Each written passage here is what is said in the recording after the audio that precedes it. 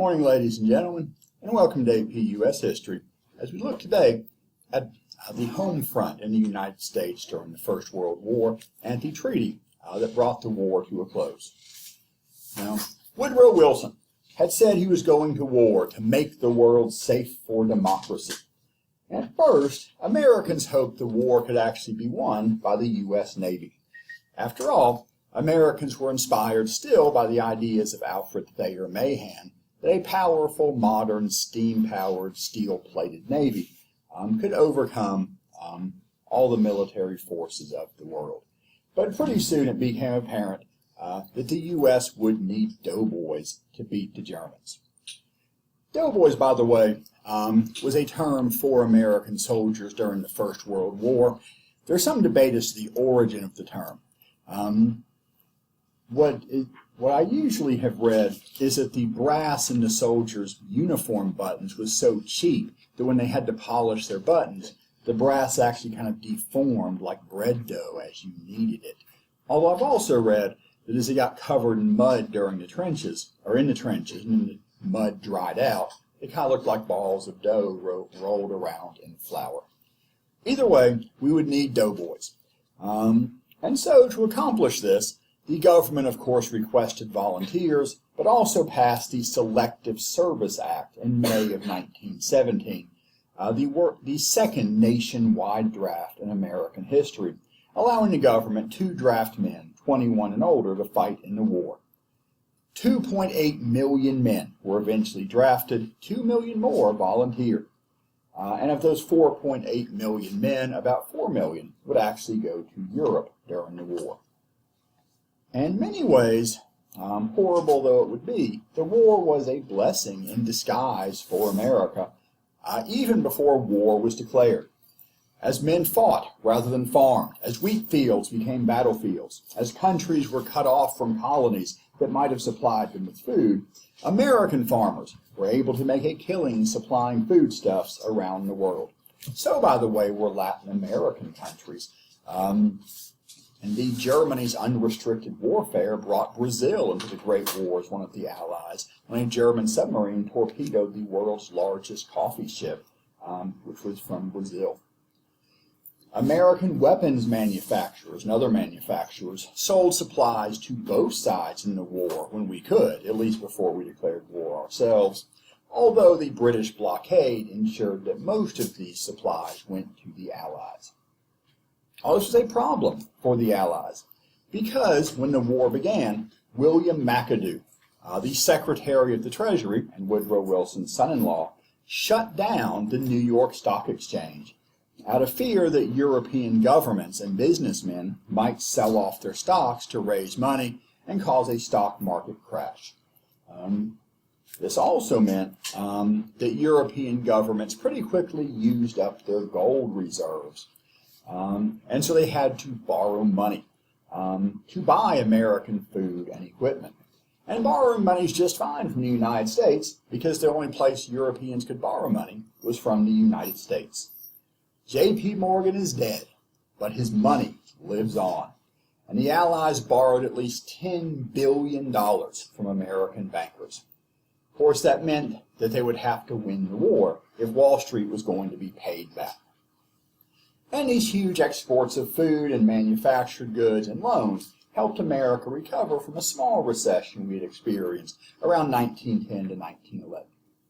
Of course, the U.S. government would have to pay for the war as well, and partly through borrowing, in this case from the American people, issuing a series of Liberty bonds, in which you bought a bond, essentially an IOU from the government. And after the war, you would be paid back what you had paid with additional interest. These raised over $20 billion as Americans invested their new prosperity in these bonds, saving money that they would be able to spend with interest in the 1920s, leading to an even bigger economic boom then. Although not everybody supported the war.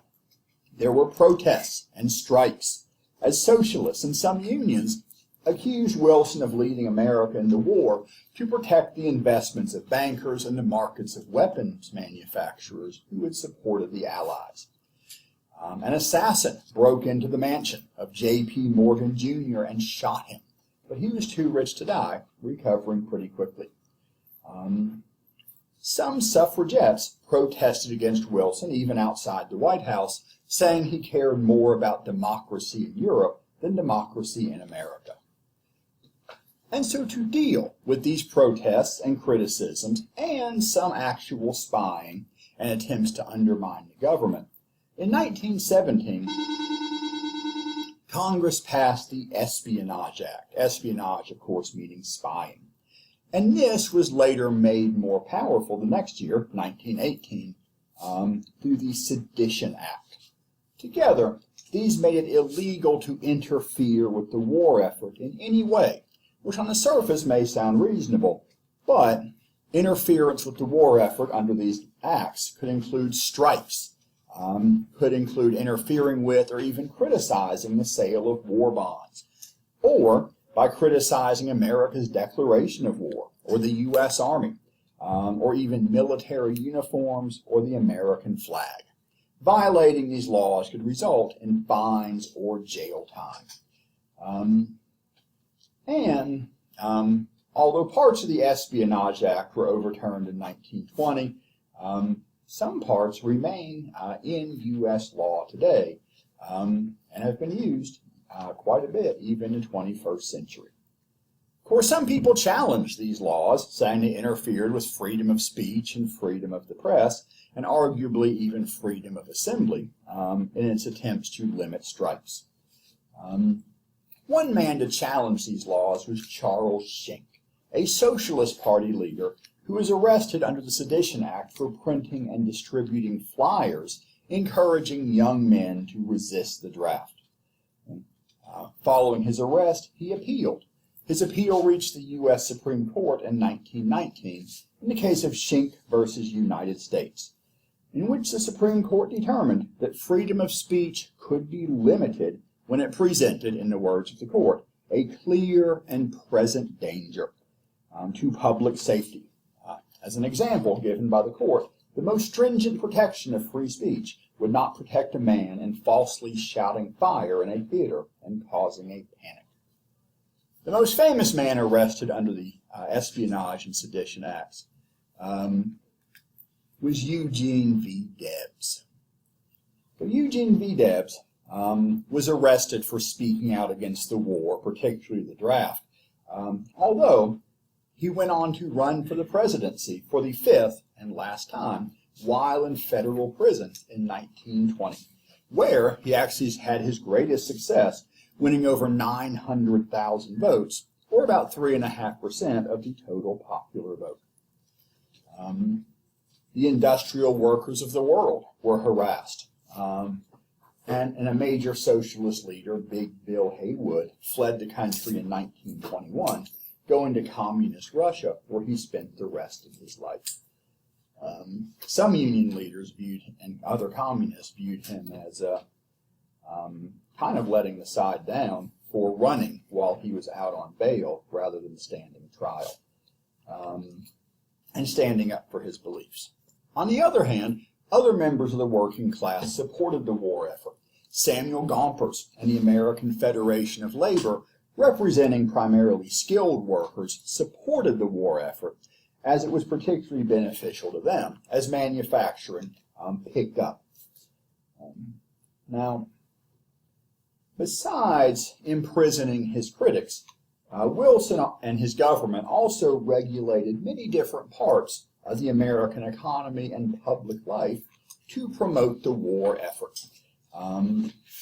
The war would not just be fought on the Western Front, as we called the battlefield in Western Europe, but also fought on the home front, as the government would regulate the production of food and coal and oil, as well as the railroads and many industries, to make sure the army got what it needed. In a way, this would be the progressives' dream come true of the government running and regulating the economy. And it did this in many ways. To whip up support for the war, the Committee of Public Information was created, led by George Creel.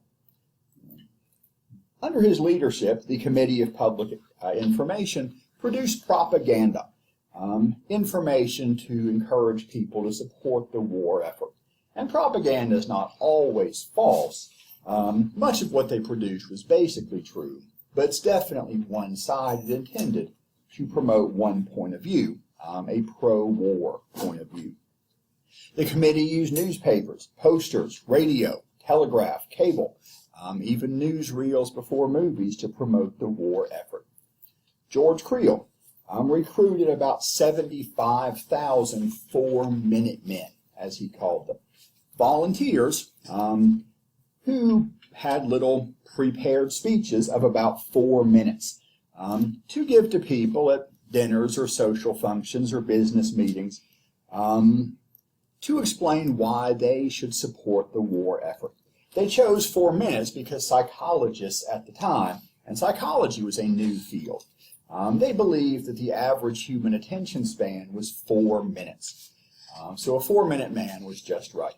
Today, psychologists believe the average human attention span is about 9 seconds. So I apologize for wasting most of your time. 4-minute men again staged different presentations of different kinds. In particular, they tried to recruit people from many walks of life so that businessmen could explain to other members of the same profession both how the war helped their business and how they could support it. Members of different ethnic groups would talk to other members of their group about how the war promoted their interests. Italian Americans, of course, could point out to other Italian Americans that Italy was on the side of the Allies. An effort to promote patriotism, to convince Americans we were fighting a great crusade.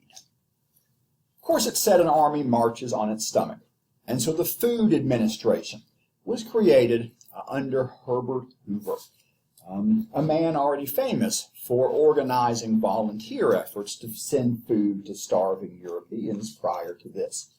But when the United States entered the war, he came to America from Britain, where he'd been helping out with charity there.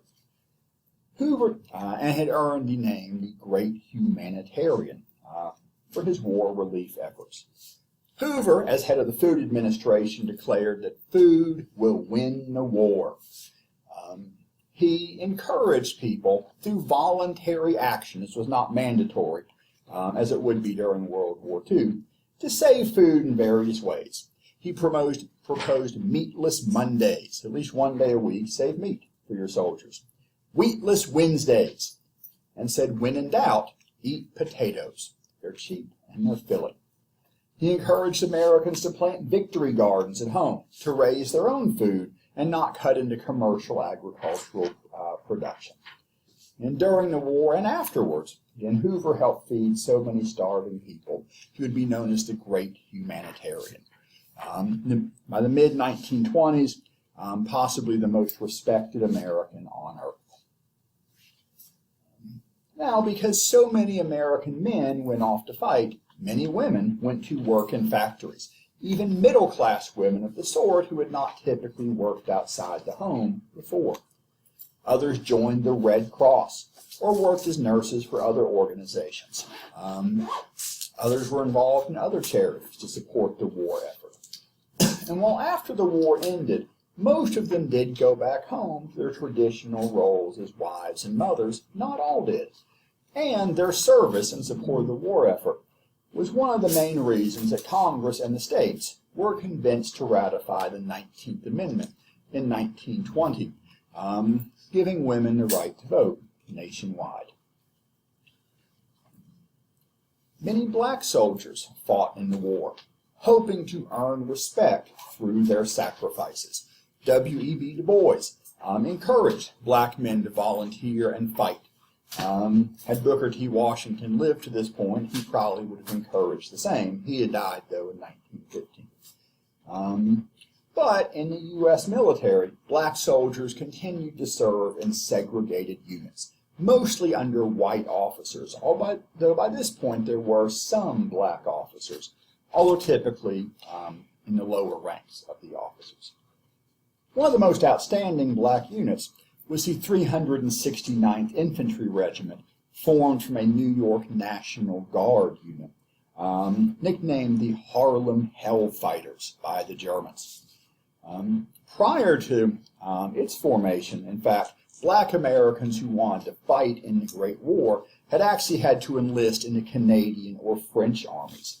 And even once they got to Europe, the 369th was assigned to the French army, did not fight alongside the rest of the American Expeditionary Force.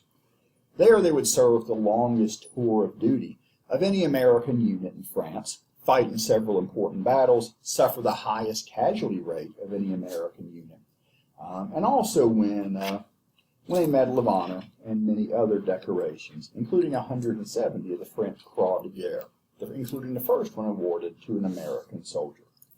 And the Regimental Band was very popular among all the Allied troops and played a big role in popularizing jazz music in Europe, and indeed in many parts of the United States. The Harlem Hellfighters also fought in World War II in the Pacific, although they didn't see a whole lot of action at that point. Other black people moved north in a great migration to work in the growing factories, which needed lots of workers, as so many men had gone overseas to fight, and as the war simply created more jobs to fill. They also hoped to live in areas where they might face less discrimination than they had in the South. And they did face less discrimination, although not nearly as much less as they had hoped. Nonetheless, many got off the farm and did start to build something of a black middle class in northern cities. New York, Chicago, and Detroit in particular attracted large numbers of black workers. And these workers, and all factory workers, were managed by the War Industries Board, under the leadership of Bernard Baruch. The War Industries Board controlled the production and prices of many things manufactured during the war. To make manufacturing more efficient, it promoted mass production, standardization. They set quotas for factory output. They decided which companies would get different raw materials, and anyone who wouldn't play along got their supplies of raw materials cut off completely. They used psychological testing to try to find the best jobs for workers, and managed to increase manufacturing productivity in the U.S. about 20% before shutting down in 1920, and under the leadership of Bernard Baruch. Now, to keep workers efficient, drinking was officially discouraged, which of course the Prohibition movement greatly appreciated. Americans were told too that drinking was unpatriotic because Germans like beer so much. Drink beer is to secretly like the Germans. The Railway Administration at last did what populists and progressives had wanted for decades and took over the railroads, under the leadership of Secretary of the Treasury and Wilson's son-in-law, William McAdoo. The Railway Administration cut back on passenger service, which has never fully recovered in the United States. But it improved freight service significantly, building new locomotives, new freight cars, standardizing many aspects of the railroad. Of course, giving war material priority of shipment and refusing to ship goods manufactured by Henry Ford, at least at first. He was a pacifist who refused to produce things for the war until the Railway Administration cut him off, and then he began producing for the war effort. After the war, railroads were returned to their owners, again after weakening America's passenger service, but helping to build our freight service into what it is today, the best in the world. And under William McAdoo. And as revolutions shook the great empires of Europe in the summer of 1918, Woodrow Wilson, who had fought to end war, saw that his time had come.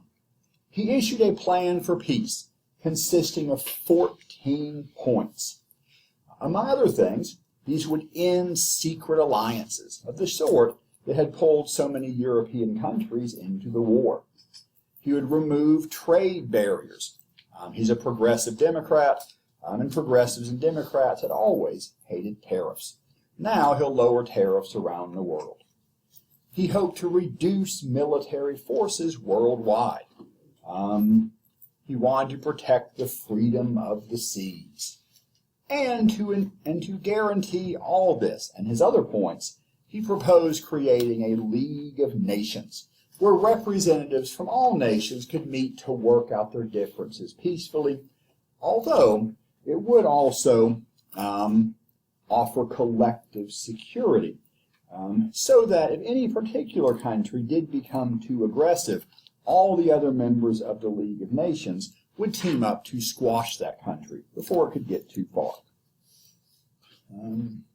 For Wilson, in America's involvement in the war was simply a grand extension of his moral diplomacy. And he said this was not a war of imperialism. America did not want to gain any more territory. Indeed, he said he wanted self-determination for all nations, that the people of every nationality should be able to determine for themselves what kind of government they wanted, assuming, of course, they would all choose democracy. This also meant choosing whether to be ruled by whatever empire they were part of, or if they would prefer independence. This would be a war, he said, to end war.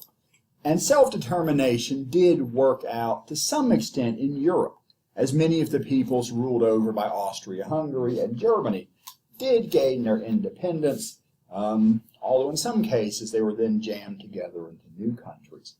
He implied self-determination also applied to Europe's various colonies around the world, although when push came to shove, it would turn out that for Wilson, a white Southerner, self-determination is really only for white people. As a war fought to end all war, Wilson said he wanted a peace without victory. A promise that so impressed Germans that this was one reason they were willing to negotiate a ceasefire, even before foreign troops entered Germany. And Wilson went to Europe, the first American president to visit Europe while in office. I believe only the second American president to leave the United States while in office, the first having been Theodore Roosevelt. When he reached Europe, he was greeted like a king. Streets were named for him. There's a Boulevard Woodrow Wilson in Paris today. Crowds cheered for him wherever he went. People across Europe expected a new age of peace and freedom. At least most people. But the leaders of Europe who met at Versailles, the old palace of the French kings in Paris, did not necessarily agree. Wilson wanted peace without victory. These guys, to a greater or lesser degree, all wanted some victory. The main leaders, sometimes referred to as the Big Four, were, of course, Woodrow Wilson, President of the United States, David Lloyd-George, Prime Minister of Great Britain, Georges Clemenceau, President of France, and Vittorio Orlando, Prime Minister of Italy, each of which wanted various things. Of course, Wilson wanted peace without victory. Lloyd-George wanted to see Germany weakened, although not totally destroyed. He still wanted Germany to be a balance to other countries in Europe, although he would love to grab as many of Germany's colonies as he could. Georges Clemenceau of France wanted revenge. As a young man, he had been a newspaper reporter who visited the American South during Reconstruction and had liked what he had seen. He wanted Germany crushed and humiliated so they could never threaten France again. Vittorio Orlando of Italy mainly hoped to seize territory from Austria-Hungary, in particular land that had once belonged to the Republic of Venice.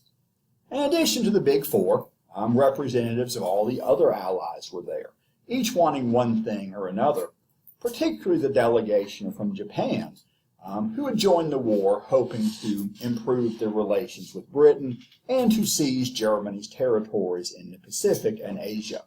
They did get quite a bit of that, although less than they wanted, which would lead the Japanese to resent the Western allies. Among the things they got were Germany's sphere of influence in China, which China felt was awfully unfair, as they had technically been one of the allies too. Britain was so powerful that representatives from Britain's colonies attended Versailles. Indeed, when Germany's colonies were dispersed amongst the Allies, some of Britain's colonies got colonies of their own. And so, at Versailles, one by one, Wilson's 14 points would be trimmed away, seen by many of the other leaders, especially Clemenceau, as idealistic. Clemenceau at one point said God only had 10 commandments. Wilson has 14. But every time Wilson had to compromise, he did so on a condition the League of Nations, which he viewed as the most important of the points, would be saved. And so the Central Powers, especially Germany, were to be humiliated and crushed. Germany lost large sections of territory in the east, including a large part of what became Poland, as well as everything they had gained from Russia in the Treaty of Brest-Litovsk. Among other things, this cut Germany in two, with a portion of Germany, East Prussia, cut off from the rest of Germany by the Polish corridor in the western part of the recreated country of Poland. Perhaps the greatest symbolic loss for Germany was the loss of Alsace-Lorraine, which they had seized from France in 1871, although from their point of view, France had conquered this German-speaking area in the mid-1600s. Germany also lost all their overseas colonies. Germany lost most of her military, being permitted only 100,000 soldiers in the army. By European standards, a pretty small army in those days. Germany could only have a very small navy, which could include no submarines. They could have no air force. Their army could have no tanks, no poison gas. And Germany is required to pay reparations. That's not unusual after a war for the loser to have to repay some of the cost of the winner. The United States is unusual in sometimes winning wars and then paying the loser to make up for it. But the reparations forced on Germany were exceedingly large. They would have to pay for all the damage of the war, $33 billion in gold, at a time when that was still a lot of money. Far more than Germany could pay. They deliberately chosen to make Germany's economy too impoverished to ever recover. Although Germany did eventually pay this off, finishing up, I believe, in October of 2010. But all this would, at least on paper, be justified. The loss of territory, the loss of military, the loss of wealth, the loss of honor, through the war guilt clause, the most humiliating part of the treaty in some ways, a clause in the treaty saying the war was all Germany's fault. And to be fair, Germany may be a bit more at fault for World War I than most of the countries involved, but every country was ready to go to war. And Germany may bear a bit more fault than most, but the other Central Powers and the Allies are far from blameless. But by signing the treaty, Germany admitted it was all their fault and therefore deserved everything done to them in the rest of the treaty. And the other Central Powers lost territory too. In Austria-Hungary was split into Austria and Hungary, as well as the new country of Czechoslovakia. Quite a bit of their Slavic territories were given to Serbia, then renamed Yugoslavia. Italy did get a little bit of territory from Austria-Hungary, but much less than they hoped, and that would leave them somewhat resentful. Romania, Greece, and France gained territory. Lithuania, Latvia, Estonia were created, as was Finland, in self-determination for some. The Ottoman Empire was carved up by the Allies, in particular Britain and France gaining quite a bit of territory in the Middle East, and perhaps one of the many problems to come from the treaties ending the war. 3 old Ottoman provinces were combined into the Kingdom of Iraq, despite each of those provinces having pretty distinct ethnic or religious groups from the others. Had Iraq been turned into 3 separate colonies and eventually 3 separate countries, we might have been spared a lot of trouble later. The Ottoman Emperor, the Sultan, was officially left on his throne, but not for long. As a group of younger army officers, known as the Young Turks, who wanted reform, overthrew the last Sultan of the Ottoman Empire and created the Republic of Turkey, hoping to modernize and westernize their country, and seeking to make it a purely Turkish republic from the remains of their old multi-ethnic empire. They continued a policy that had begun during the war of killing the Armenians. These were a separate ethnic group, mostly Christian, who had supported the Allies during the war, seeking their independence, giving Turkey an excuse to try to wipe them out in what has come to be known as the Armenian Genocide, killing at least 1 million Armenians. Although Turkey insists that only a few hundred people died as part of a necessary relocation of people as a war effort. Indeed, if you speak of the Armenian Genocide in Turkey today, you can go to jail for some time. Elsewhere it is criticized now as then, although not much was done then. And some years later, when Hitler proposed a final solution to the Jewish question, and some of his advisors asked if he thought he could get away with it, he supposedly said, "Who remembers the Armenians?" And so many of Wilson's 14 points did not come to pass or were reduced in some way, but he did get the 14th and greatest of his points, the League of Nations, as part of the Treaty of Versailles. But while the president negotiates treaties, it is not the president who ratifies a treaty. Who must agree with a treaty for it to go into effect for the United States? Who must agree to a treaty for it to go into effect for the United States? Congress? Congress, and which half of Congress? The Senate must confirm, must ratify the treaty. And here Wilson ran into real trouble with Republicans in the Senate, partly out of partisan politics. Republicans and Democrats sometimes don't get along. Indeed, Wilson had deliberately excluded any Republicans from his diplomatic team at Versailles. Bring along 1 or 2, at least symbolically, might have been more considerate. Indeed, he deliberately snubbed one of the most influential Republican senators, Henry Cabot Lodge, when the time came to present the treaty to the Senate. So part of it was personal, part of it was partisan, but part of it was a serious concern about the League of Nations.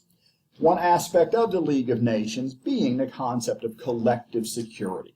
And should one country prove too aggressive, the League of Nations as a whole could act to squash that country.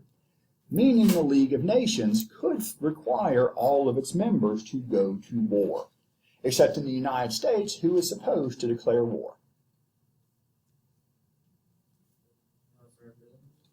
And the Senate together. Congress must declare war, not some foreign international body. And so many Americans, including many senators, worried the League of Nations would interfere with American independence, with our long-standing tradition, dating to George Washington's farewell address, of avoiding permanent entangling alliances. Indeed, even when America joined the Allies, we're not officially an ally, but an associated power. But to try to convince Americans to put pressure on their senators to support the treaty, Wilson toured the country. He could be a powerful public speaker, but he worked so hard, he eventually had a stroke. And for over a year, the country was secretly run by Wilson's wife and his doctor, who took messages, they said, to the president, but in fact decided for themselves and passed the response back to the American people as the president's decision. But while there have been there were some people who had hoped that Hillary Clinton might become America's first woman president a few years back, one could argue America's first female president was in fact Edith Galt Wilson. And with Wilson out of the picture, the Senate rejected the treaty. Indeed, so the United States never signed the Treaty of Versailles, although obviously we did make separate peace treaties with Germany, Austria, and Hungary in 1921. And the United States never joined the League of Nations, one thing that surely contributed to its weakness in the 1930s. And so the Great War was devastating to all the countries involved. Most of the major countries involved in the war lost over 3% of their entire population. All the U.S. getting in late lost only about 53,000 men in battle. But considering American forces were really only in battle for a few months, that's comparable to what we lost in 3 years in Korea, or effectively about 8 years in Vietnam, and 3 months in the Great War. But for other countries, it was far, far worse. A whole generation of young men was nearly wiped out. And then, just as the war was ending, things got worse. As the world was hit by a pandemic known as the Spanish flu, because it was first reported in Spanish newspapers, but this was because Spain was a neutral country during the war and wasn't worried about hurting their people's morale. The countries at war did not at first report this flu for fear it would hurt the morale of their population. The Spanish flu, in fact, probably began in the United States and was taken to Europe by American soldiers, although I don't suppose we'll ever know for sure. This pandemic spread across the world in 1918 and 1919. It's estimated that 1/3 of the entire world's population on every inhabited continent, even remote Pacific islands, was infected. Between 50 million and 100 million people died, far more than died in the Great War, which was about 14 million or so. And about 1/4 of Americans were infected, over 500,000 dying of the flu, and almost 10 times the number who died in combat in the Great War. And of course, the Great War changed the world. New nations were created, a generation of young men nearly wiped out, and the survivors often felt lost in the world around them. In many countries, particularly Britain and the United States, the generation that survived World War I was known as the Lost Generation. It had a reputation for being cynical, perhaps short-sighted. Why plan for the long term when a world war might wipe everything out? A reputation for being unreligious. Religious belief did decline in all the countries involved in the war, much less so in America than elsewhere, but to some extent even here. As people who had been told they were fighting for God and country, began to wonder how in a war so terrible, God could be on every side at once, or indeed on any side, or indeed if there really could be a God at all who would permit such a terrible war. In Germany in particular, the burden of war reparations, the loss of territory, the humiliation of the war guilt clause would lead to bitterness, resentment, a desire to find scapegoats for their loss, and eventually to new leaders who had promised to restore the glory of the German Empire. But despite this sense of gloom around the world, for Americans things did not seem quite so bad. After all, we had fought a war to end all wars, and we had won. There would never be another war